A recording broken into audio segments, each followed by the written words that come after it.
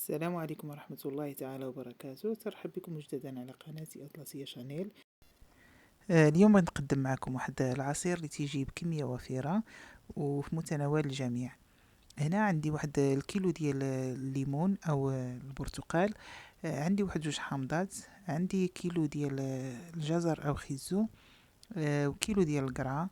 أنا نقيت الخيزو وقطعته، ونقيت القرعة حتى هي. هنا غادي ناخد الحامض، غادي ناخد منه غير ديك القشره الفوقانيه، القشره الصفراء. نحاول ما ناخدش ديك القشره ديال البيضه لانها تكون مره، او نحكوه في الحكاكه.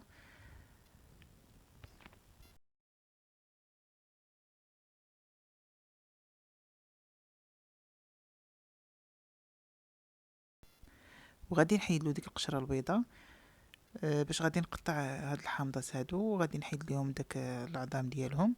وغادي ناخد واحد الليمونه، غادي نحك القشره ديالها، غادي ناخد غير القشره ديال الليمونه في هاد العصير هذا. هنا من بعد ما قطعت خيزو والقرعه الحمراء، غادي نوضعهم في واحد الطنجره،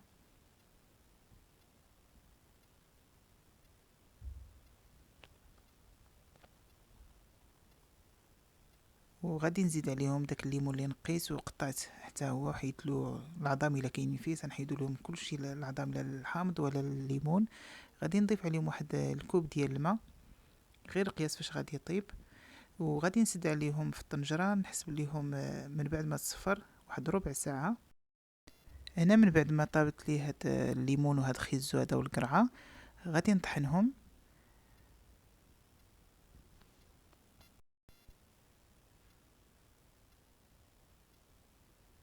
من بعد ما طحنته غادي نصفيه، باش نحيد دوك الشوائب اللي غادي يكونوا في هذا الخليط هذا. وغادي نستمر بهذه الطريقه هذه حتى نكمل كل الكميه اللي معايا.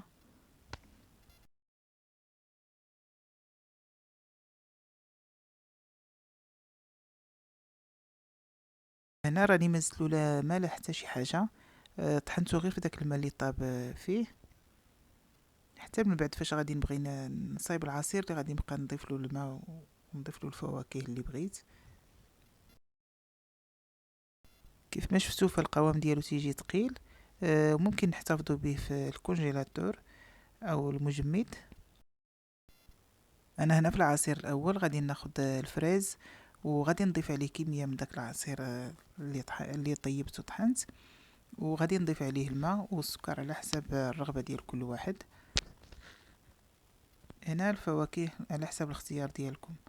العصير الثاني غادي ناخد كميه من هذاك العصير اللي طيبت، وناخد الحامض. انا هنا عندي الحامض في الكونجيلاتور، ممكن تاخدوا الحامض عادي.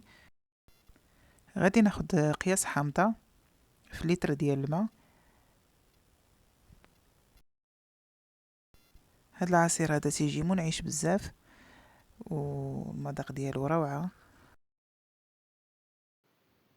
كيف ما شفتوا انا زدت واحد لتر ديال الماء، ومع 5 المعالق او 6 المعالق ديال السكر، لان الحامض العصير ديال الحامض يعني تيبغي السكر بزايد. وغادي نطحن الكل. والعصير ديال الحامض ضروري غادي نصفيوه، لانه تنطحنوه بالقشره ديالو، فضروري ما نصفيوه، ماشي بحال الفواكه الاخرى.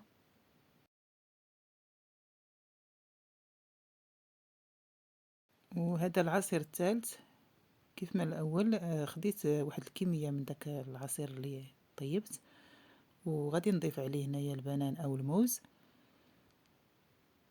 ونطحنوه بنفس الطريقه. غادي نزيد له واحد لتر ديال الماء، والسكر على حساب الرغبه ديال كل واحد. انا الفواكه ما تنزيد لهمش سكر. وهذه هي العصائر من بعد ما وجدات، فهي تجي منعشه ورائعه في المذاق، ونتمنى تجربوها وتعجبكم. وكيف ما العاده ما تبخلوش عليا باللايكات والاشتراك لكل من شاهد القناه دي اول مره. ونتمنى نلقاكم فيديو جديد بخير وعلى خير ان شاء الله تعالى. مع السلامه.